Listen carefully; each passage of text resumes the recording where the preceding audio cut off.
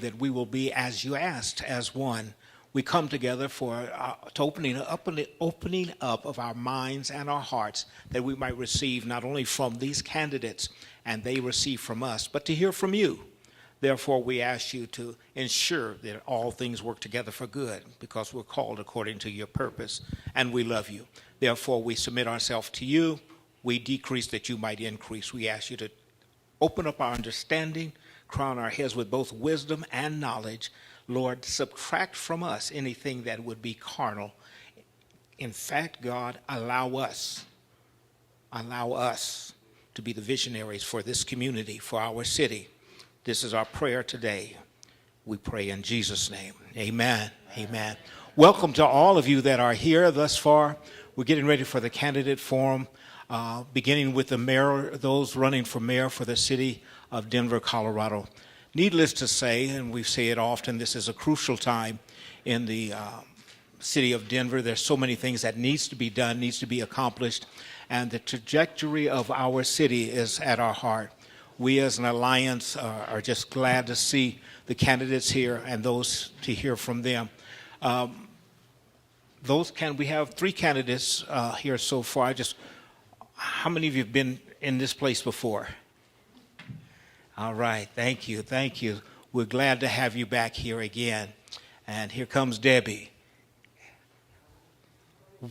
We are here to hear from them.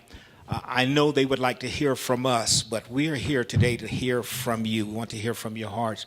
The Alliance has put this forum together, but I want to just bring to your attention that we are working closely with with the Colorado Black Women for Political Action and the NAACP and the NARAB, and we are getting the input you give to them as well as the input you give to us. We're sharing with them.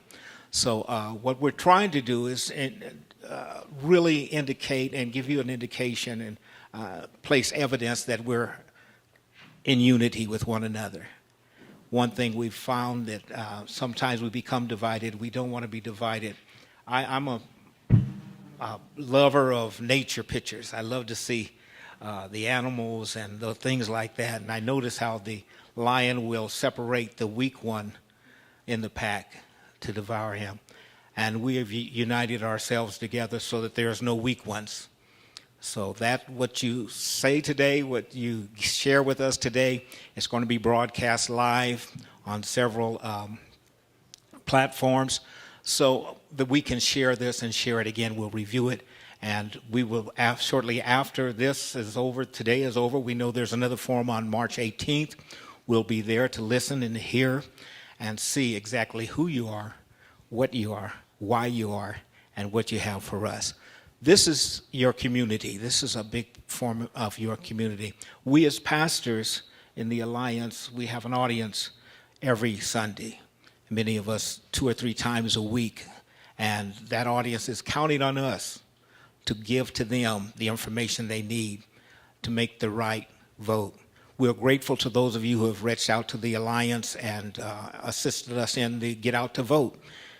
Midterm is a time when we really need people voting, regardless of who they vote for. So your efforts that you've shared with us, our efforts to make sure people are getting out to vote this voting season is appreciated.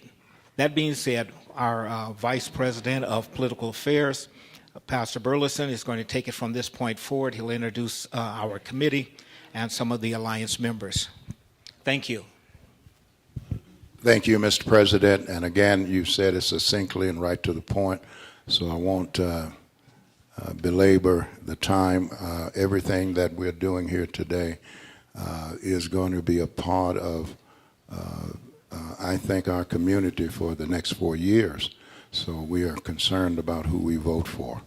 And again, to all of you candidates that's vying for the office of mayor for the city and county of Denver, and again to you, Dr. Mays, and to all of the ad hoc committee that's here today, Bishop Jerry Dimmer, who is the Vice President of Public Affairs or Public Relations, to Superintendent Patrick Dimmer, he's a member of the Executive Committee, Pastor Topaz McBride Johnson is the Vice President of Social Justice, and Bishop Kevin Foreman is our parliamentarian. Again, my name is Pastor Paul Burleson, Vice President of Political Affairs, also the pastor of the Friendship Baptist Church. We as the Alliance want to ensure each of you, first and foremost, our respect and awareness of your sacrifice for running for the office of the Mayor of City and County of Denver.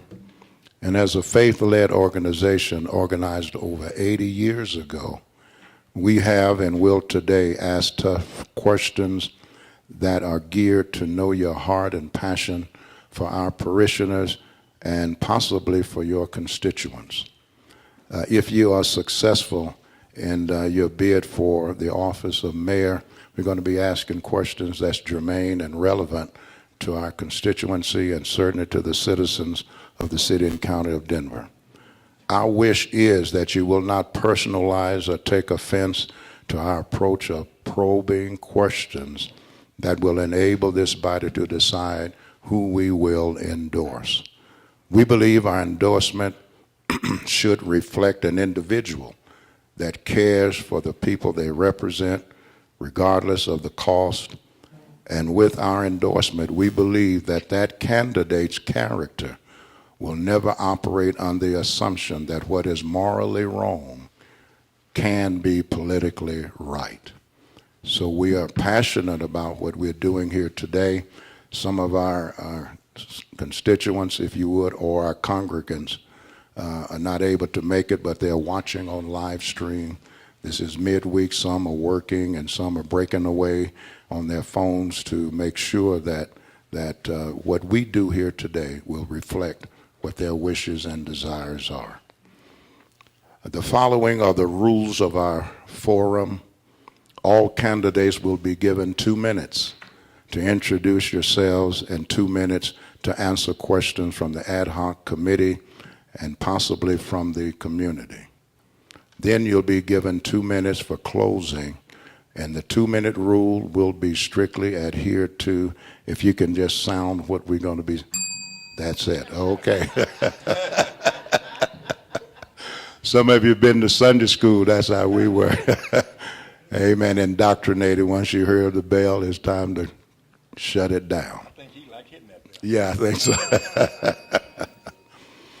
Okay, if all heads are clear, we're going to be passing the mic, and there's a mic there, Mr. Johnson, and that's Johnston, amen, not Johnson, amen, but amen. And each person will be given an opportunity to answer the questions.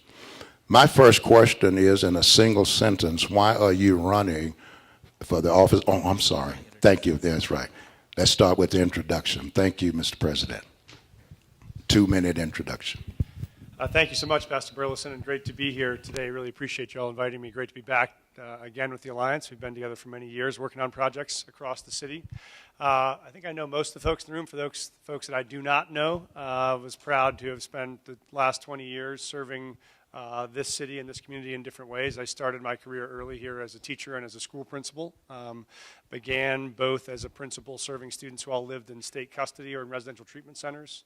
I served students who ran a school in a juvenile detention facility, and then took over a school up in Thornton, where we were able to take a school with a 50% dropout rate and turn it around into what became one of the first public high schools where 100% of our kids both graduated and were admitted to four-year colleges. That got the attention of then junior senator from Illinois, Barack Obama. I spent a couple of years working on helping him get elected to be president, and then ran for the state senate in part because the students that I was serving were undocumented immigrants and could not go to college at that stage without paying out-of-state tuition. So I ran for the state senate to try to solve those problems, among others.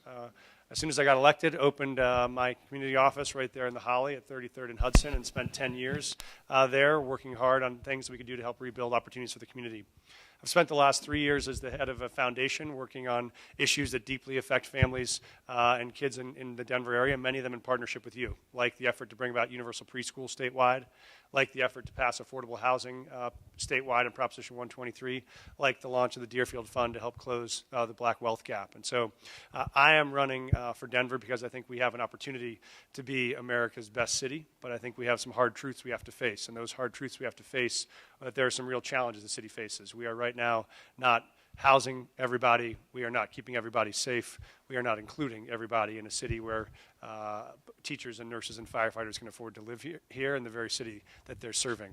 I think I want to talk about what our broad agenda is for equity across the city and how we make sure the growth of this city is going to reach every neighborhood, because I think it has not in the past, and we have an obligation for the next chapter of this story to be a different one, which is one that serves every part of the city and every community in the city. So thank you so much for having me.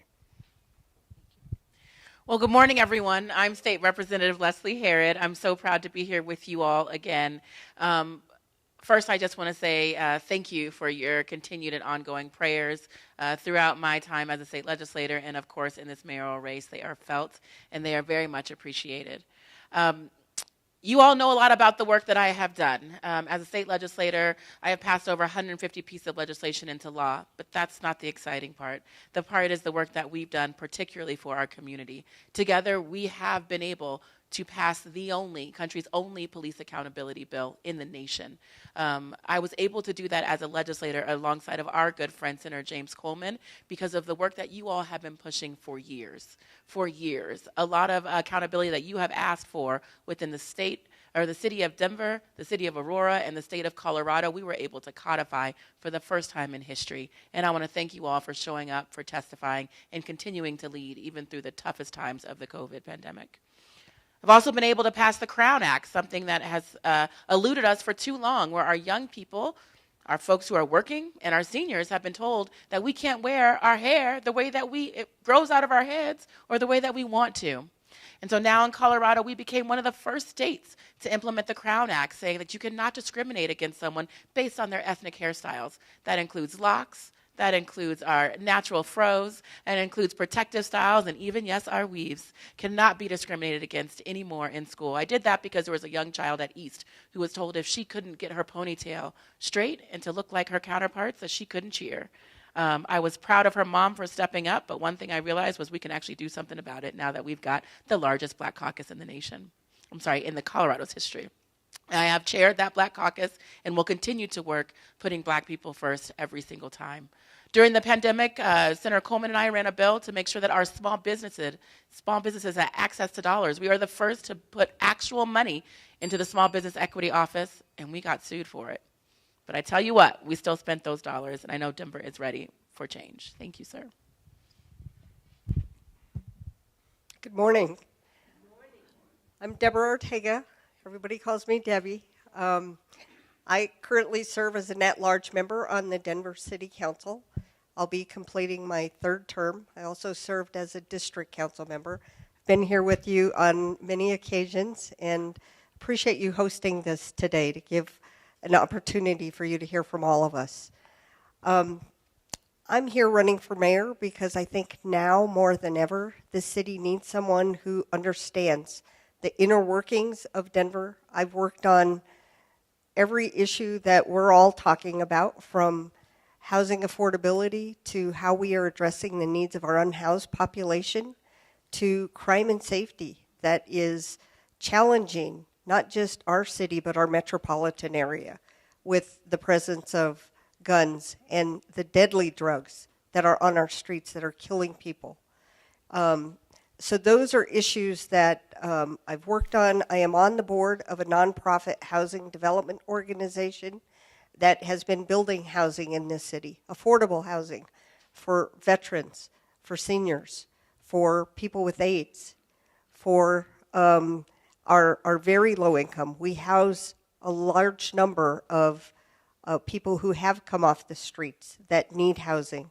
So I know what it takes to bring a project to fruition, the challenges of getting your financing to getting your permits to bring those online and make sure that we are delivering those to meet the needs of our community. And as we, as a city, have been challenged to bring online more housing, we have bought buildings with the federal dollars that we had during COVID to make sure that right now we have a place for people to stay and be safe at night. We have a number of those people in motels. The one thing we are not doing is helping make sure we're getting people connected to job opportunities and training opportunities. I'm here to ask for your support. Look forward to the dialogue. Good morning, everyone. I'd first like to start off by thanking you, not just for the opportunity to speak to you today, but to thank you for your mentorship throughout my life. Some of you have literally raised me in the social justice, civil rights movements from the time I was a Black Student Alliance president, and consoled us when we lost one of our members, Cameron Smith, to gang violence. That was the first time that we experienced in our generation the killing of our young people through guns. We worked together to organize around those issues. We organized around the murder of Paul Childs, to create the Office of the Independent Monitor, and then we fought together to keep it and to not lose its strength. I think about who we don't have with us anymore, who would be appalled by the state of the Black community today, of how much ground we have lost. I think of Regis Groff, Ms. Manola Upshaw with the NAACP, Larry Borum, who was a very strong mentor in my life. And these are people who taught me to speak truth to power, but you also step up not just when it's convenient, but when you are compelled. And so that's what I did when I ran 4 years ago. I stepped up because there was a need that Black and Latino communities were number one and number two for being displaced in the nation. And our proverbial house was on fire. And we were losing our people and our cultural communities. And so I stepped up when others did not. So I look forward to talking with you more about my qualifications. And again, thank you so much for this opportunity. Thank you guys for having me, and I apologize if I was a couple of minutes late. I thought I was supposed to be here at 11:30, but thank you to my elders. I grew up in this church. I grew up in Union Baptist. I grew up in Shorter AME. I grew up in Now Faith, all of these places, okay? I don't want to spend too much time on my accolades, but if you know me, then you know, like Ms. Calderon was talking about youth violence, I'm a product of the school-to-prison pipeline. I'm a product of gang violence. I was shot in my back and paralyzed in the summer of violence in '93. I was shot a second time before I was carted off to Canyon City, okay? When I left Canyon City, I became a revolutionary.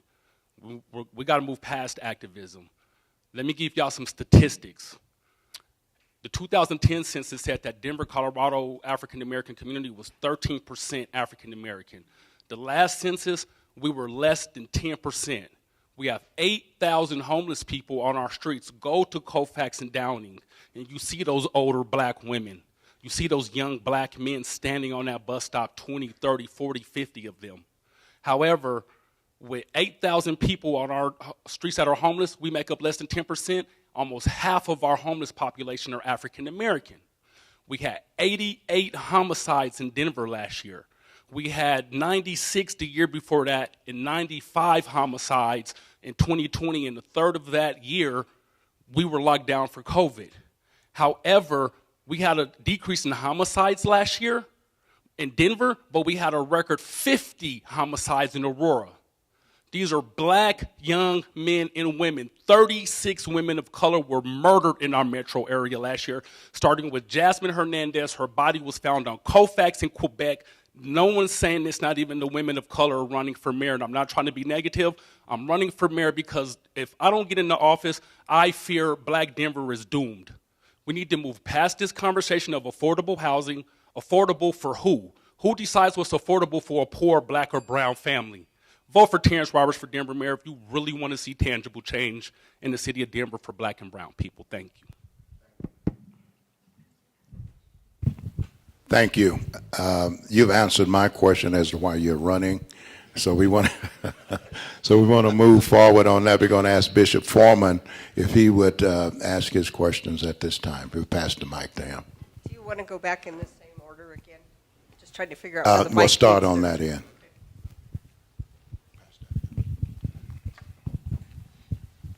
Good morning. Several cities in America, starting with Evanston, Illinois, have begun to pay reparations to their African American citizens. It's under consideration now. St. Louis, Missouri, Tallahassee, Oklahoma, Providence, Rhode Island, Austin, Texas, Durham, North Carolina, Asheville, North Carolina, Kansas City, Missouri, Sacramento, California, and St. Paul, Minnesota. Our question is this: what is your stance on reparations for African American people in Denver? So I definitely support reparations. It's already shown that studies have shown that the black family has 1/8 of the wealth of an average white family. 1/8, that's criminal. We are suffering from systemic racism, and in this system, this is a capitalistic system. If you don't have capital, the first of every month, if you're a renter, no one cares your sexuality, your gender, your skin color, you're gonna get evicted, okay? So if we can do the same studies that are going on, I know they did it in Evanston. I have family members in Evanston. I've done work in Chicago, okay? If we can do what they're doing in Evanston here in Denver, we need a public banking system. We can't pay reparations out of our general fund. There is a law against it, but we do need to make Denver a 24-hour city to bring more sales tax so we can start building public housing, so we can start paying reparations to black and brown families, of course, black families that need it. But yes, I am definitely for reparations for African American communities, no question. And I'm willing to do a study to see how we can bring it to Denver. Thank you. Yes, absolutely, and I'd also like us to expand our definition of reparation. So it's not just payment, it's about opportunity. It's about subsidizing, for example, black businesses. We know we are losing our black businesses at an incredibly high rate. We're losing them to Aurora and surrounding metro areas. The fact that the city provides support on the city's timeline. So I assisted a black woman business owner in 5 Points who she was in between the grant periods and her doors were going to be closed. And I had to go to a private funder to get money just to have her doors open. So if we're talking about more broadly in reparation, she should be able to go and access a fund for black economic development. And not have to go through when it's on the city's cycle, but on her terms and when she needs it.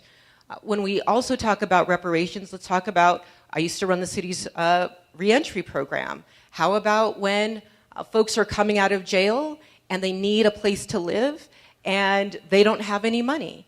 Where's the fund to help support them with housing so they can get back on their feet? Educational opportunities. I'm a college professor.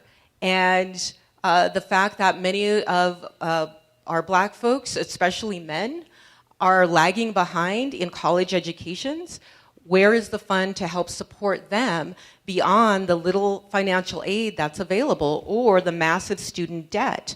So I really want to expand our thinking when we look at black women as well. So even though we are ahead in earning degrees, and I have 4 degrees, including a law degree and a doctorate in education, we are not given the same opportunities as white folks in academia or being tenured. So I would like to look at a full continuum of opportunity. Thank you. I believe a lot of this starts in our schools and making sure that our youth in our schools are taught about the contributions that people in our community have made. In our black community, in our Latino community, in our Asian community, and in our Native American community. This was land of the Native Americans, and all too often we're now just doing land acknowledgements. And so programs that we have in our city today, like the Herman Malone Fund, that is actually assisting African American businesses with technical assistance, with financial resources to help those businesses be successful, are really important. And I think looking at continuing to have these kinds of programs that make sure that we're not losing the contributions that these businesses and these individuals are making to our community is important. I would support looking very carefully at what a program would entail, but it's utilizing our resources. We spend a lot of money attracting businesses to come here from other states. I want to support the ones who are here. I want to make sure that we're using our funds to help our small and minority businesses that are here, that struggled, that didn't get the same access to the ARPA funds that helped business people. We actually made sure that we had some of our nonprofits go to those businesses, help them with the technical assistance to apply for that money to offset the cost and the impact they had during COVID. So it's those kinds of programs and the education we can do for our youth so that they know and understand and can be proud of who they are and know that there are leaders in their community who have paved the way for them to be able to be successful owning a business and doing other things. Thank you. Thank you. To clarify your answer, because the question is specifically related to reparations for African American people. Yes. I heard youth, I heard Native Americans. Yeah. Respectfully, what is your stance in a very short response for reparations for African American people? Yes. Excellent. Thank you. Very good. Thank you. And to follow up on what I was finishing up on, even though we introduced a bill specifically to provide funding for our small businesses, I was sued by a white business owner in Colorado Springs for not providing those same dollars to them, even though we know the access to the ARPA dollars were different. I was told by the Attorney General and leadership to take Black and people of color out of our bill, and we said no. I took the lawsuit, and in the meantime, our communities were able to spend the dollars. We're still under suit, but the money's gone, so that's great. The communities have used it, but we need more folks in Denver to get this funding out to our community. The local partner was not at the table to make sure our businesses on Welton did not close down. When it comes to reparations, absolutely. That's been led by a group of Black mayors, and to be clear, my good friend Tachara Jones, mayor of St. Louis, recently implemented her legislation around reparations. We have been talking very closely. College Kickstarter account that we have in Colorado was our idea that we shared together. Black women are leading this country, especially in the movement around reparations. When it comes to Denver, 110%. We will do that work, and we will expand it to make sure that Denver is leading the nation. And we got a little bit of a competition between me and Mayor Jones, and that's all right, because I know we can in Denver. And what does that look like? That means making sure that we support our sisters here at SPIN that are introducing a bill in the legislature in the next few weeks to make sure that all Black kids in Denver get access to higher education in Colorado. Sorry, all kids and Black kids in Colorado have access to higher education. They are introducing that now. And it's behind a study. The last time we studied Black folks' educational attainment opportunity in higher education in Colorado was in 1940. And I just got a copy of that study. We need to update that in a way that it's quote unquote legal so that we can fund these programs that give us access to true opportunity. Additionally, we know that housing is another place where Black folks need access to opportunity, access to housing, not predatory loans, not these programs that seem great, but then on the back end, we end up not being able to sustain our homes. We need real programs, real support so that we can build generational wealth. That is what the wealth gap is between Blacks and the rest of the country and our white counterparts. It is generational wealth, and that's what we should focus on building, and that's what I will focus on building. I have another opportunity, depending on my time. Denver has a history of buying land to fit our needs. We bought National Western and used that for a Western stock show. We bought Red Rocks because we wanted to have an amphitheater. We bought Winter Park because we wanted a ski resort. What are we going to buy for us? Thank you. Thank you so much for the question. I do support them. Let me tell you what I've already done about it and what I would do as mayor. And so when we looked at this data in 2019 and 2020, what was clear was the largest gaps in the country are not income gaps, they are wealth gaps. And when that goes to families with young kids, the gap between Black families with young kids and white families is about 100 to 1. And the major reason for that driver in wealth is access to home ownership. And so right now, if you look at Black families who are already mortgage eligible, have the income, have the credit, they walk in to buy a home, 93% of those families walk out without a mortgage. And that's because they don't have access to the down payment they need to be able to get that home. And it should not be a surprise when this country spent 400 years denying black families the ability to both build wealth and pass it on, that you don't have $50,000 available for a down payment when it comes time to do that. So that was why when I was at Gary Ventures, we created and launched the Deerfield Fund, which is the first fund of its type in the country to specifically target black and African American families with down payment assistance to get access to home ownership. It is specifically a race-based fund. We had a very hard time finding banks who would partner with us because we said this is directly focused on the harm that has been done by the institutions in this community, and we have to work to undo those. We found a bank partner. We raised more than $12 million in that fund. We put more than the first 100 families already into homes. Here's what's powerful about this is that when you get someone access to a home, in this city over the course of 7 years to 10 years, you can close the entire wealth gap. If you get families into homes. Families that have the credit, deserve those homes, need down payment assistance. We've already started partnering with the city. What I would do as mayor is dramatically expand that program to families all across the city. If we get that fund to $100 million, Denver could be the first city in the country that effectively makes it possible to close the wealth gap. Benefit not just the minority community, but African American people. And let's start at this end, Mike, and let's work down that way. I just got 1 minute, right? Great. So I think there are a number of things. My top three would be, one was obviously the Deerfield Fund, which I just described, which was directly an effort targeted at building black wealth and African American wealth in the community. It was the first fund of its type in the state to do that. Very proud of that. I obviously represented Northeast Denver in the state Senate for 8 years and had an office in the Holly for 10 years, which was a direct effort to make sure I was present and available to folks in that community who didn't feel their voices were being heard at the Capitol or had a chance to access the kind of support and leadership that they would need. I also think we've looked at what are the social investments that make the biggest impacts, that have disproportionate impact on black families. Right now we need the universal preschool. Disproportionately, black families and kids were not getting access to preschool. That was why we pushed for universal preschool statewide as a major intervention. We also know that the cost of housing disproportionately right now limits black families' access to be able to keep affordable renting in their community and get access to home ownership. That was why we built the coalition with your help around Proposition 123, the first statewide ballot measure to pass $300 million a year of permanent affordable housing funding.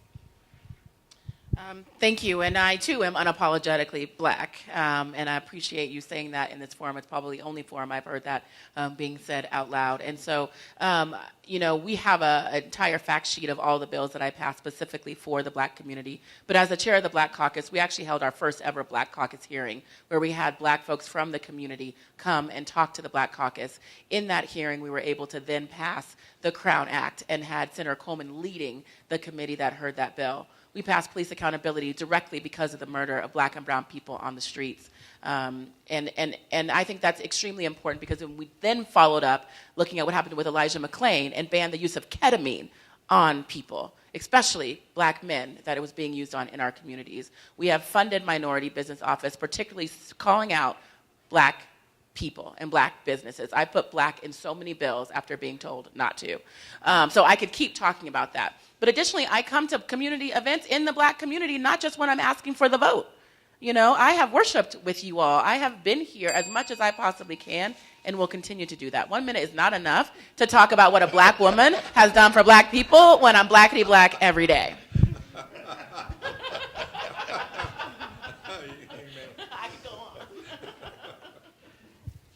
So I want to talk a little bit about the Herman Malone Fund that I mentioned earlier and what that is doing. This is a fund that we set aside specifically of city dollars to make sure that we are helping black businesses with technical assistance and with access to resources that they need to be successful. As the hat that I wear as a nonprofit, we are housing lots of black families across our buildings that we own in Denver and in Lakewood. Housing is a critical need. And I think to create the opportunity for wealth building and making sure that black families in our city can afford them, we have to bring the price point down. We have to be able to do that by addressing the supply. I've been working on that issue, trying to pump out a pipeline of 15,000 through manufactured housing that we would do in Weld County and look at public lands where we can do that and create those opportunities for families to be able to own homes and create that wealth building opportunity. So, a long trajectory, starting first, of course, with, again, as president of Black Student Alliance, standing up for Black professors who were being pushed out of Metro State at alarming rates, and I'm sorry to say that that's still going on, where we are not supporting them, and also Black students specifically. Part of creating the Community Reentry Project was to address the disproportionate incarceration rate of Black people, and specifically Black women. Black women were not referred to mental health services at the same rate of white women. In fact, they were only referred to addiction treatment services, and this is just last year, 6% of the time compared to white women. So continually looking through our criminal legal system through a Black lens to address mass incarceration, which is one of the reasons that I challenge some of our candidates who want to arrest people for homelessness and expand mass incarceration and then call it not arrest, when in fact it is. I feel like I've done, of course, mass incarceration work, all of those things, but my proudest accomplishment for Black people is keeping Black children alive. Okay, we lowered homicide rates in Denver for 6 years until I was attacked by gang members who actually moved into the office that me and Senator Mike Johnston shared in the Holly. When the Holly was arsoned by 9 Crip gang members, it's okay to talk about these things, Black Denver. We're really failing. These things really happen. I marched with Bishop Phillips. I marched with Bishop Demmer. I marched with Miss Sharon. That is now an over $10 million community development with a youth center right in the center of a gang-infested Black community. $2 a year, those Black babies can go get homework help. They can go get fed every day. We have hardly no after-school programs in the city of Denver since I had to shut down Prodigal Son. I drafted Senate Bill 217. You won't hear that, but I drafted it, and we took it to Ms. Harrod, and God bless Ms. Harrod for getting it passed, but that was supposed to be the Elijah McClain Police Accountability Bill. It didn't get passed until George Floyd was murdered 6 months later, but we took it in November 2019. Whatever we need to do for Black Denver, everybody in this room knows Terrence Roberts will do that, and I'll do it for fun. Again, following up on that, starting with you, Terrence, how do you plan to cooperate with the Black community going forward? 1 minute, please. Yes. So I think one of the biggest staples in the Black community is our churches and our faith. I haven't heard yet anybody saying that they would take a faith-based initiative with the city. What happens when you're gone? Pastor Burleson, what happens when you gentlemen are here? Who's going to step up? We need to make sure that these churches stay operational. We need a public banking system to make sure we can pay for public housing. Where will your granddaughters live, guys, in 10 years? Where will your sons live? We need rent control. We need it right now. These are the things that are affecting equity in the Black community. We need to make sure our sons and daughters are not getting murdered in the streets of Denver. Nothing affects Black equity like a Black boy or a young girl being murdered on the 5 Points, being murdered in Park Hill, being murdered in Aurora.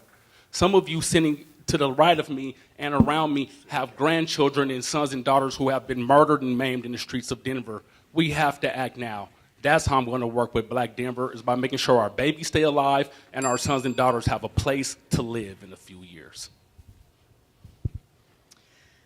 As a Black mother of a Black son who was assaulted by Denver police over 15 years ago, we organized in our community when we could not get our political leaders to listen to us. The fact that our children were being looked at as suspects in their own neighborhoods and being overly surveilled has an impact on their mental health. So my commitment has been the same for over 30 years as a community leader working with the Black community. And that is, it starts with what does our community need? And in that situation, it was safety. My son ended up losing his driver's license, not because he was a gang member or involved in criminal activity, but because he was stopped so often. I have been one of the #1 advocates in the city for our criminal legal system reform. And I would continue that in restructuring our public safety department. I would start with making sure that my cabinet reflected black representation in our cabinet level positions. As we recruit young people to come into our police force, we have a public safety cadet program that recruits right out of high school for youth that want to go on to college that are enrolled at Metro or at UCD. More than 50% of those students that we pay for their college education are not from Denver. I want to be recruiting our young people from Denver. This is a good, livable wage job, and it makes sure that they reflect the diversity of our city and address the issues and the needs in our communities. That's just one piece. I think the work of many of our agencies that we now are doing where we're addressing race, social justice, inclusion, and equity in the work each agency does and how they spend their money is really important to many of our neighborhoods that are being left behind. So I would make sure that our agencies spend the money where those needs are through that representation as well.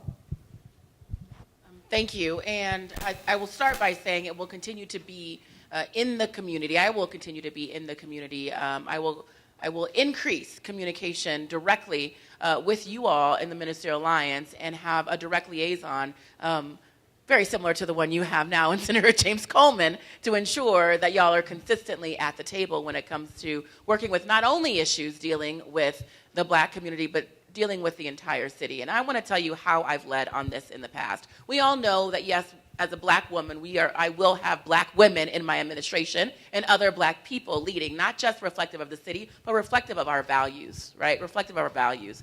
But when I worked for President Obama in 2012 for his reelection campaign, a lot of you all met me through that time. And I made it a very clear point to make sure that you all were at every single event that the Obamas threw when they came in town. But most importantly, there was a conversation about bringing President Barack Obama to City Park. And this was happening with white people at the table, not the president, and no black folks. I was the only one there. And they said, isn't it dangerous at City Park? If we bring him to City Park, won't we have to bring him to Sloan's Lake, trying to pit black and brown against each other? And I said, the president and the first lady, y'all remember, are here almost every week, if not every other week. We have the ability to do both, City Park and Sloan's Lake. And we fought to get him here to City Park. And y'all remember what happened in our community when we were able to see the first black president in our community. I did the same with bringing Congressman John Lewis to go to our churches and in our communities, knock doors, and talk about what good trouble really looks like. 2 bells. Thank you. Double credit, double credit. Yeah, I think the first answer to this is being in fellowship and being present together. I think that's, for me, my record when I was elected to the state senate. That's why I moved to the Holly. That's why I stayed there for a decade, so that people knew if they needed to find me. I was available. I was in conversation. We were able to think in advance of big problems about how we approach them. So for me, the short answer is you would be at the table and thinking through all the issues that affect the city. That means how we think about housing, how we think about homelessness, how we think about crime, how we think about economic opportunity, how we think about small business investment, how we think about young people and prevention and intervention. And I'll just share one other idea that I think is important, which is I've come out with this. How do we think about how we're going to support the communities in this city that are at risk of being developed and overdeveloped, where all the dollars will be pulled out of those communities into a small number of pockets of very rich investors. And so I've proposed neighborhood investment trusts, which would allow us to be able to partner with the city, where the city could contribute land or other assets to a project, and then say that was in Globeville or Swansea, or that was in North Park Hill. And then take the city's ownership of that project, 30% of it, and actually distribute that ownership to all the residents who live in that community. So they own stock in that project directly. So as that project is built and grows and becomes more valuable, if they build it for $60 million and sell it 10 years later for $120 million, that $30 million goes back to the residents who actually built that neighborhood before it got developed. Good morning, and thank you for being with us today, and thank you for the work that you've already done. We appreciate that. Unapologetically black. Well, that means being black, no matter who's in the audience, not just when you're sitting in the room full of black representation. Black business and black economics in Colorado and Denver specifically has been really on the decline. We see what's happened with black businesses in 5 Points. We see what has happened with black business across the city. It was happening before the pandemic. The pandemic didn't help. Our businesses did not qualify for many of the resources that were made available for small business. So my question to you all is, what will you do differently than what the current administration has provided to help to keep black businesses thriving, not just existing, but thriving? What will procurement look like? What have you already put in place in terms of your plan? I don't want you to think about it now, but what have you already committed yourself to ensure that black businesses thrive and continue to expand? Thank you so much for the question. And yeah, my plan is already out on my website right now. So I'll tell you what I've already committed to. It's at MikeJohnstonForMayor.com, which is, you're right, which is I think the current administration has gotten this wrong, which is we have taken the wrong approach to how to support particularly black and other minority-owned businesses, which is right now we already know the banking system is very hard for black entrepreneurs to access. And so we add on top of that, the place you ought to be able to go to get access to resources should be the city. The city should be able to take more risks on investing in black entrepreneurs earlier on, making it easier for them to start, getting them money faster, and getting them more money so they can actually get growing, because they build the kind of businesses we want to have in our neighborhoods long term. But right now we're doubling down on folks getting rejected from banks and then coming to the city, and you'll talk to Fothman Dixon or others who will say it's an 18-month wait or a 24-month wait to get a $70,000 bridge grant. And in the meantime, the business is going broke. I think the city has an obligation to get more money out more quickly and to take greater risk. We should be the ones who are willing to bet on local entrepreneurs, and if they all don't succeed, that's okay. That's what entrepreneurship is about. But we should not let them fail because we refuse to invest in them. And so I would push to do more dollars, more efficiently, more effectively, and make more of a bet on our entrepreneurs of color that we failed, I think, in the last several years. Thank you. And I talked a little bit about this, and I just want to start by saying Senator Regis Groff told me before he passed away, right before he passed away, that you will always be too black in the building and not black enough in community. And that is something that I have faced on a very regular basis. So I bring my authentic self to the table no matter where I go. I speak on black issues in white spaces quite often. But I also speak on issues that are impacting community in black spaces so that they know what's happening in buildings like the Capitol. And so when we passed the legislation around making sure that black businesses could succeed, we worked with black businesses like Coffee at the Point, like the Welton Street Cafe, at the table with the folks making the decisions, asking, what do you need to make sure this bill works? One of the things we learned was black women are typically sole proprietorships, starting our businesses the majority of the time. We were writing bills saying you had to have 2 or 3 employees to qualify. Black people out the door. Okay? So we changed that directly to make sure that black folks could have access to those dollars. But then when they didn't, the businesses that we cared about didn't, or got less than what they asked for, we brought them back into the Capitol, back into the OEDIT, Office of Economic Development, and said, why? And they said, we have no local partner. So on this campaign, I have committed to going into our communities and putting small business navigators in our communities in partnership with Danielle Schutz with the New Ventures Fund to provide capital directly to black businesses. We're at $50 million now.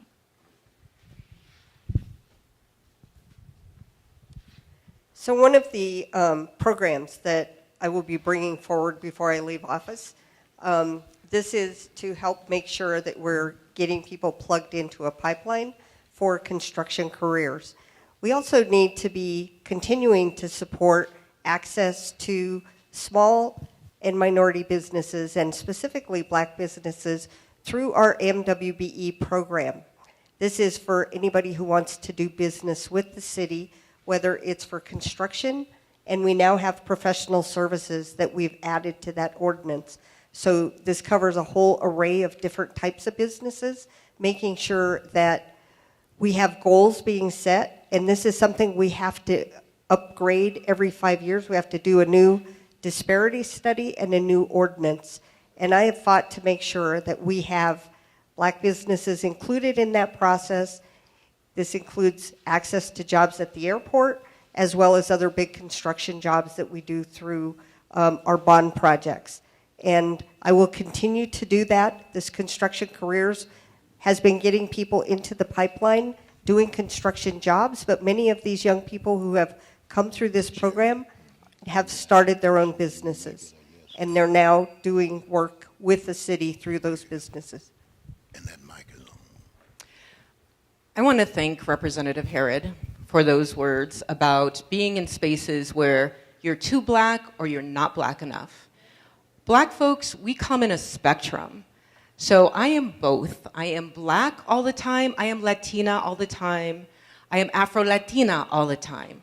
And some of our black folks speak Spanish too, right? So we need to recognize the colorism that's also in our communities. And the fact that when we do speak out, the first thing they go to is the loud black woman. And the angry one. And the angry black woman. So thank you, sister. What I have done is be a part of the Contract Fairness Committee, where we have looked at contracts at the airport that are disproportionately not going to black people. And we need our folks to be the prime contractors, not just the subprime contractors. We need a robust mentorship program, and it needs to not just be about construction, it also needs to be for services.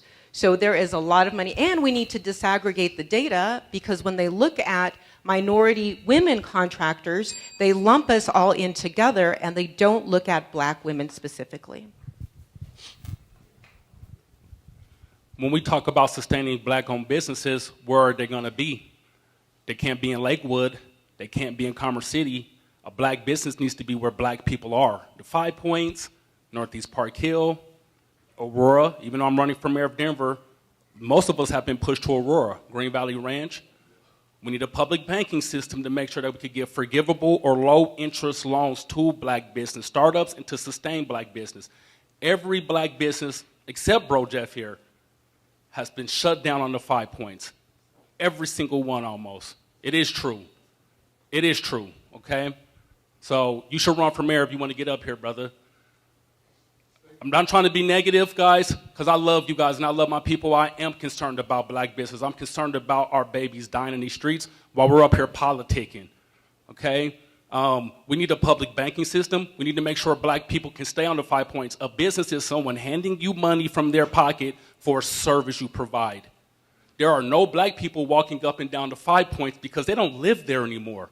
We need to make Denver a 24-hour city. We need to make the 5 Points a truly historical arts district, the same way we did on Santa Fe to bring millions of federal dollars to open black business and to sustain black-owned business in our black communities. Thank you. This is going to be a yes or a no question. Yes or no. The Greater Metro Denver Ministerial Alliance has over 80 years of service in this community. They are called on every level to make sure that they represent every situation when it comes to spiritual matters as well as natural matters that happen in this community. It's very important that we want to know that if you are appointed mayor, will you make a commitment to hire somebody from the Greater Metro Denver Ministerial Alliance to be your spiritual enrichment liaison for this community? My answer is definitely yes. Like I said earlier, I grew up in these churches. Just yes or no? Oh, well, yes, sir. Thank you, sir. Yes. Thank you. Yes. Thank you. Love the idea, yes. Thank you. Yes. Thank you. Thank you. Do you feel there are disparities of excessive force in black communities opposed to other communities as it relates to policing? And if you do, what do you propose to do differently as mayor? Yes. Is this a yes or no, or is this a 1 minute answer? Yes or no for the first part, and then the explanation of what you'll do as mayor. Great. So I get a minute on the what I'll do. You got there? it. Great. Thank you. So the answer is yes. And the what I would do is I think we need to build a different culture in the police department about how they approach policing. I think I talked to a retired black officer a couple nights ago who talked about in a 22-year career, the first 2 years were the years he loved the most, because in those 2 years he actually did authentic community policing, where he was actually out walking in neighborhoods, talking to residents, connected with community members, talking to business leaders, seeing what they needed. And that is a very different experience than in a paramilitary uniform inside a squad car chasing people around. And so I think what I would do is create a different culture of how you support authentic relationship building. You recruit different kinds of officers, you train different kinds of officers, and you create a different culture, which is one around service to people and not one around persecution of people. Thank you. Thank you. And yes, clearly, my brother is a 6'3", 300-pound black man, and he has been stopped by law enforcement for being in the wrong neighborhood, driving his car. It was his neighborhood, and he's also a doctor in the Navy and continues to be pulled over to this day. There are 3 people at this table who have fought for police accountability and have a track record of making sure that we are holding law enforcement accountable. That includes myself, that includes Lisa Calderon, and that includes, yes, Terrence Roberts as well. And we did work on that measure together, and I appreciate you coming and testifying and showing up until that bill was passed. Police accountability is important to me because my dad was also law enforcement. So he was law enforcement for 30 years. Started as a groundskeeper at Supermax Prison and worked his way up to the head of internal investigation. He is the best man I know. We need to make sure that he is able to hang his head high when he says what he did as a profession, and right now he can't. Because there are too many people on the force right now who are doing harm in our community. He wanted to do the job so that harm wouldn't happen to us. And instead, it's just gotten worse. So under my administration, we will continue to build on community-led projects like STAR, Support Team Assisted Response, so that when someone has a mental health crisis, you get an EMT and a mental health professional. And make no mistake, under my administration, we will not put homeless people in jail. Thank you. So my answer to your question is yes. So I want to be really clear. So I was part of the very first Police Accountability Board that was created that Kathy Reynolds served on. I don't remember the name of it right now because it was a number of years ago and it's been replaced by different iterations.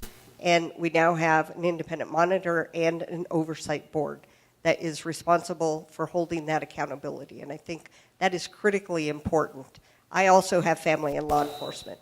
And I think, the vast majority of people who serve come with the commitment to serve and protect our communities.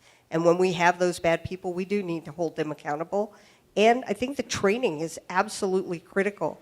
I learned from our PPA director, who is no longer there, the last president, that we had 3 waves of people being trained in our police force, and we never went back and retrained. That first batch, a lot of them are getting ready to retire, were trained under police use of force. They think that's the right methodology they're supposed to be using. That training is absolutely critical. Thank you. Dr. Martin Luther King said that a budget is a moral document. And President Eisenhower, when we the military-industrial complex. Community, we have qualified people. We do not need saviors. We can save ourselves. All right. And so I am here to represent. When I talk about representation matters, I mean for all of us.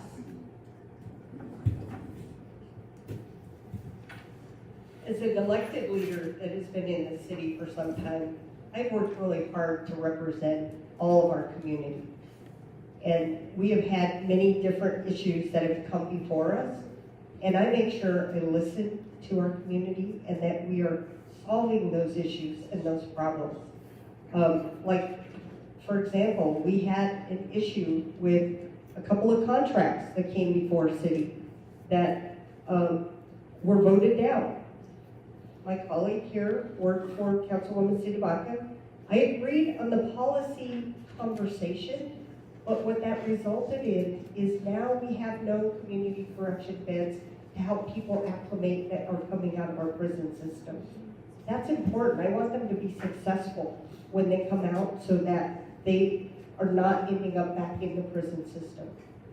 I think this is an issue where ensuring that we continue to work to address the needs in our community. We have people that are starving in some of our neighborhoods, meeting their needs for access to food, access to capital. All of those issues are issues I've worked on, and I will continue to do that to make sure that African Americans in our community, their needs are being met, just like everybody. Ms. Brough, is that right, Kelly Yes, sir. Brough?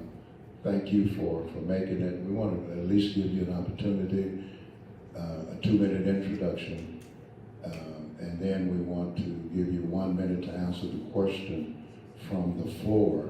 And the question was from Pastor Felicia Malone Flowers. The question is, why do you want to be mayor during such a racially tumultuous time where we have the Karens, the George Zimmermans in our black community, and we just want to know why, under these conditions, would you want to run for mayor? 2-minute intro, 1 minute to answer that question. Thank you, and thank you for allowing me to be late today. And I'm sorry that I had to be. So I'm Kelly Brough. I'll start with the 2-minute intro. For me, like so many families, frankly, your congregations, my family has faced great challenges. And I think for a large part of my life, I felt shame about what my family has gone through. And today, I think instead what I feel is strength and respect for my family. I lost my father to violent crime. My family received government assistance when I was a kid.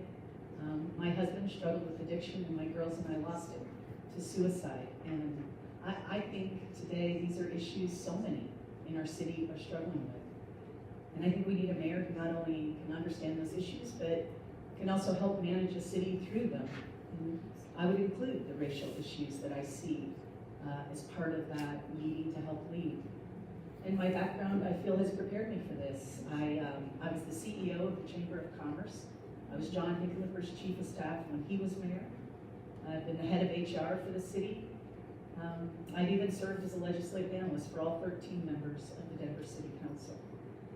And the combination of my personal experience and professional experience, I think, has prepared me for this moment in this office. And that's why I put my name in it. I would love to have your support. I also really appreciate the question of the racial divides. My husband was Native American, my kids are biracial.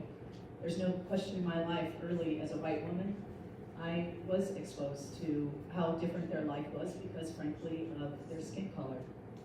And I'm very sensitive to not only the inequities we continue to have in our economy, but also the urgency with which we need to address those.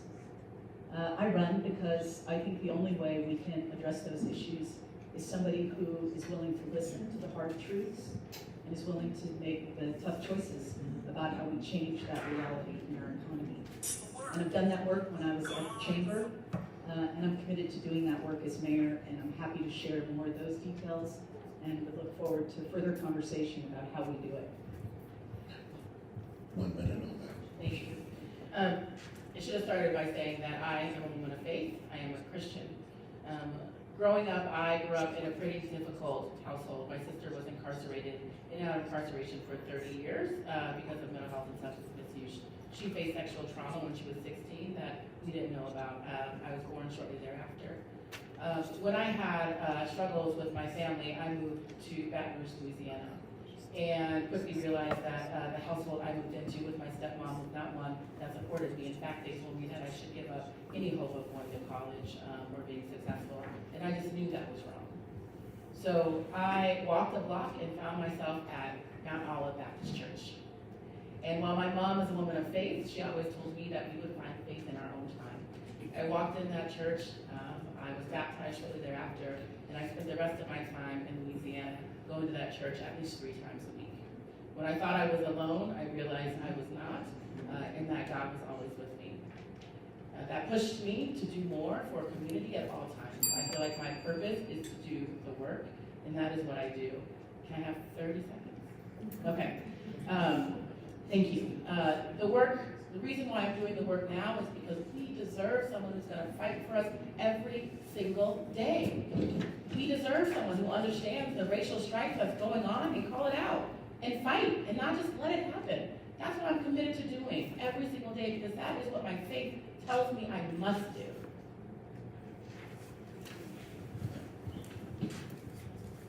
Thank you. I think there are two parts to the question. For me, the first truth is that desperation drives division. We know that when people struggle, they look for people to blame those struggles on. So when you have a hard time being able to find a place to afford to live, or be able to keep your family safe, or be able to even find housing at all, that's when we start to see division. So I think part of this is about, one of the ways we focus on this is by solving the core problems the city's facing around housing and homelessness and crime. But the second is about engaging in honest, hard conversations about racial division and about the institutions we built, about what impact they have. And I'm aware of my place in that conversation as a white man. It also means, I think, a lot of times the conversations that are hardest we have are among white communities who have not had some of these hard conversations about race, and need to be able to have more honest ones about the way that those institutional advantages have played out over centuries, and the way that we have an obligation now to fix them. So for me, I've spent a lot of my career in that conversation, and feel part of the obligation to leave it here is to be able to have that conversation in all of it. Mr. President, our time is running out. We have the City Council candidates that's coming. So with that said, some of the questions that you've asked from the floor, from the community, really don't have time, but some of these we want to ask after we have the candidates that will be in the runoff. So we don't want to do any personal addresses, and that's what we've decided not to do. But we will be coming back at a follow-up, and I just need to raise some hands. If you are in the runoff, do you promise to come back to the alliance? Okay. That's a slam dunk, I know. Thank you. That's a layup. Well, we haven't finished yet. I do want to just ask and say yes or no. With the Excel franchise agreement that's going to expire December 31st, 2026, will you be willing to make sure that you address the issues of the increase in the utilities from Excel? That is a pressing question, and we want to make sure if that's a yes. I'm going to start with you, Mr. Johnston, down the road. Yes, absolutely. Yes. Yes. Yes. Yes. Definitely a yes. This is being recorded, y'all. Okay. And the last question is, and then we'll give you maybe 30 seconds to close out, because we need to get the other candidates out there really being patient. This is from Dr. Frank Davis of the Zion Baptist Church. If elected, will your administration help the African American community as the faith base, and as we address the health disparities in our community? Can I read that again? Did you get it? Okay. If elected, will your administration help the African American faith base as we address the health disparities within our community? And you want us to do 30 seconds on this and 30 seconds closed together? Yeah, if we can do that. Hold on a minute. Did you understand that? Yeah. Okay. We got it. Davis, Was that your? Since I asked the question, I can speak for myself. It is not, will you help? How will you help with the disparities in the African American community when it comes to health? Yes, and I'm glad you asked that, sir, because I actually said earlier that we need a faith. And Terrence, it's going to be 30 seconds answer, 30 seconds close. Okay, well, thank you. But like I said earlier in my answers, before you even asked that question, we need a faith-based initiative here in Denver. The bedrock of the Black community in Denver is this church. It's all of the churches in the Alliance. So of course, with any initiative that any of these churches are going to do, I would definitely do that. I was raised in these churches. My family members still attend this church here. They'll be here this Sunday. And as far as closing, the reason why I think that I will be the next mayor, the best mayor for Denver, and hopefully the next mayor, is because I'm concerned with with what's really affecting our community, guys. The future of our babies. Not talking about affordable housing, not talking about sales tax incentives that are confusing to people that don't come to the black community. We need to make sure that when we're not here in the next 12 years, if Terrence Roberts doesn't win, if one of these people are out here for 12 years, that your granddaughter, your grandson, your niece or your nephew is alive, they're thriving, and they can afford their rent, and they can afford their schooling. That is why I'm running for mayor. Vote for Terrence Roberts, TerrenceRobertsForMayor.com. Thank you. Absolutely, and I have tried. So one of a health issue is homelessness. I have tried to get contracts to churches to have like safe to park programs and to have reentry programs. Reentry actually started with the faith community, I mean, Charities House downtown, etc. And slowly over time, they were phased out through funding. So we know that one of the top indicators of health disparities is lack of affordable housing and, of course, healthcare. The reason why I believe I will be the next mayor is because I know what the city needs after 30 years as a community leader in a holistic approach. I've been a college professor, I've been a service provider, I've been a nonprofit executive, I've worked for the city. So all of those experiences, bringing them together. But most importantly, we do need a leader of color. We need a woman of color leader in this city. We have never had that. And reimagine what we could do if we are actually creating solutions for ourselves. So the answer to your question is yes. And for me, health includes access to daycare, access to healthy food, making sure we don't leave communities in food deserts. It's addressing all of those issues and needs of our community from that health perspective. It's holding polluters accountable. I did that with the ASARCO. I did that on the I-70 project. I think it's important to make sure that we continue to look at how we close those gaps and make sure that we are holding accountable folks like ASARCO and businesses in that regard. I'm here to ask for your support. Again, I've worked on all of these issues. I've worked on big and small projects, making sure that we extract affordable units from big developers and working to support our nonprofits who are creating the lion's share of affordable housing, which is a critical part of why we're here today in terms of the crisis and the need for affordable housing. You're all going to think we're in cahoots. The reason I was late is I was meeting actually with employees at Denver Health to talk about the disparities we see in our educational outcomes today and discuss the operating agreement and what the next mayor can do to improve the health outcomes. But in addition, I also know this. Nothing improves health outcomes like a really good job where you have health insurance coverage. Home ownership, we know actually, and the stability it brings improves health outcomes. When I was at the chamber, I helped build an entire arm of the chamber that focused solely on the inequities of race we see in our economy around home ownership, which we know people of color are less likely to own a home. I have an entire proposal as mayor of how we've changed that. And I also focused on the inequities we see in income. And we know the less money you make, and we're overrepresented, people of color are overrepresented in lower salaries, the less likely you get health insurance. And that improves health outcomes. And I would focus on those kind of things to ensure we change that as well. And I'll leave you with this. I've never run for office before. I'm learning quickly how to do it. And I'm not going to run for another. And I would love to have your support, because I got deep. Thank you. Yes, I will focus on this. As a Black woman with asthma, we know that we disproportionately have asthma rates. But additionally, my grandma moved here from Water Valley, Mississippi, because my aunt, uncle, myself, and my cousins were here. She had severe dementia. My aunt, uncle, and cousin are all doctors. We checked her in to CU and shoes. When she realized that she was quite afraid of white people giving her care, she became a bit difficult to stay. And they kicked her out. And when my uncle came to pick her up, they told him that they would call the police on him if they didn't remove her from the hospital. She went home, she fell, she never recovered.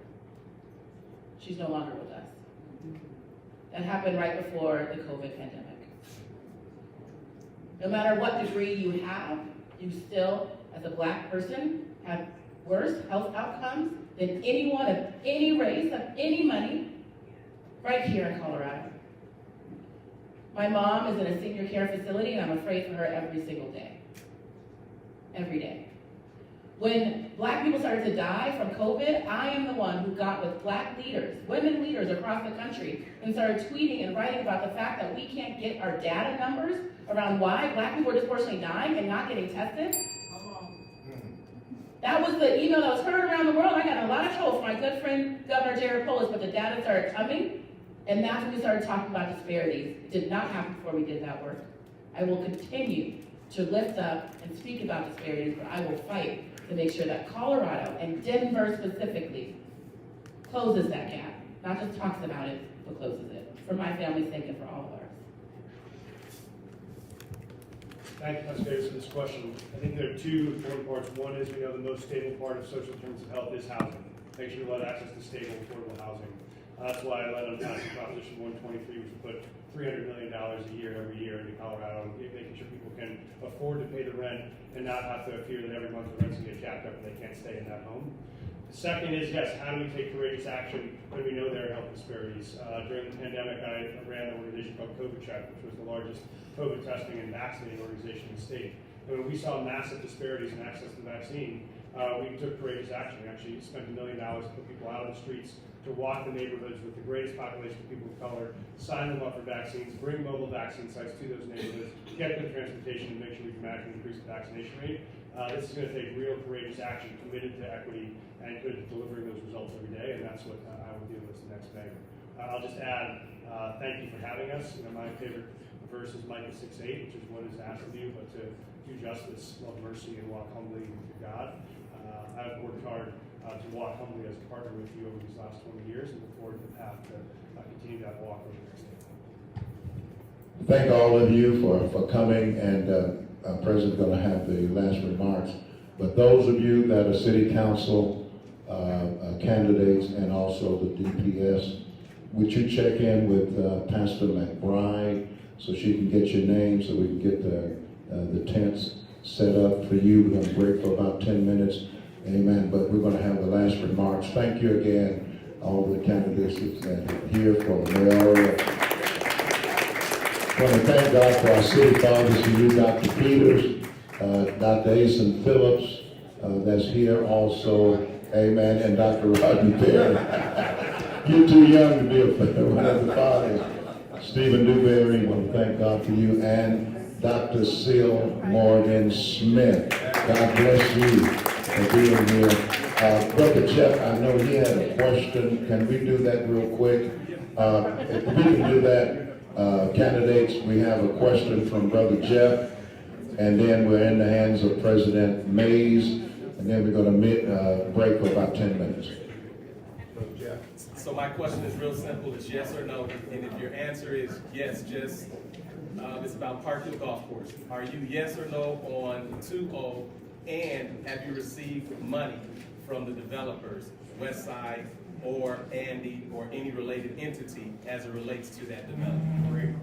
Great question. Johnson, question. Yes on 2-0. Yes, I'm a yes on 2-0. Sorry, yes, I'm a yes. I'm a yes on 2-0, and I have a contribution from Andy. I knew Andy before the Park Golf Course. I am not taking a position on the Park Hill Golf Course, but what I would say is that I did vote for the conservation easement. It has to go to a vote of the has to go to a decision of the judge, and I will support that. I am very concerned with the way that the Park Hill Golf Course has moved through this community and how disingenuous I think some of the conversations are happening around the Park Hill Golf Course today. But I will let the people vote, and then I will implement what the people's will is. Have you taken any contributions? Sorry, I have not taken any contributions from Andy, nor have any ID associated with my campaign taken any dollars from any associated groups as well. It took me a while. I had to look at the community benefits agreement. I do raise the flag that I still believe, only a judge can lift that easement according to state law. That said, after reviewing the community benefits agreement, I'm a yes and no. I have taken no money from anyone associated with it. So I'm the only one on this body that actually had to vote as a member of council to move this to the public, and I did vote in support of moving it to the public. This question was asked about have we received any funding from anyone from Park Hill Golf Course at the Botanic Gardens. My answer was no. I've learned since then that I did receive a contribution from Andy. I don't even know Andy's last name. I don't know him, but I do understand he's affiliated with the organization, but that's my answer. And are you personally a yes or a no? Your vote. My vote when it comes to the vote of the people, I am a yes vote. And because this project is going to provide affordable housing at 25% more than any project we've had in the city, and because it will also have 100 acres of the 155 as open space, and it will do a grocery store, and all of that will be tied to the land, so that if this owner sells it, the next owner has to comply with those community benefits. A no to both questions, and as a candidate, if you don't know who's giving you money, what does that tell us about you as mayor? In fact, we found out we got a contribution from, I think, John Hickenlooper that we've returned. I want to make sure that we are not being influenced by the same power system that has been at play. I have been a part of Safe Outdoor Space Denver. It is not a good deal. We should not be satisfied with promise. If we had social housing, we could get up to 60% permanently affordable, meaning we never pay more than 30% and not on a fluctuating AMI. It's a bad deal. It was made in the back room, and that's not how the city of Denver should be doing its housing policy. I am a definite no on that redevelopment. For one, the city and the residents of Park Hill have already decided that this is supposed to stay easement. We sat here for a whole hour talking about black business and black equity. How are we gonna have a black business if there are no more black people in spaces where black people will spend money with black businesses? I think it will exasperate gentrification of Northeast Park Hill. I've yet to see a traffic study. Have you driven down Colorado Boulevard going to I-70 lately? Have you tried to go down Martin Luther King Boulevard from Quebec to Colorado Boulevard lately? You gotta make a U-turn if you wanna go the opposite direction. You can't even go that direction anymore. So I am a definite no on the development. What is it going to do for black people? And you guys already heard what I said about affordable housing. Affordable for who? We need more public/social housing. So I am a no on that development. Vote for Terrence Roberts if you want to see Terrence. Did you receive money? I have not received a penny from any developer at all. I am not the developer's candidate. Thank you. We'll thank you to the candidates. We'll resume at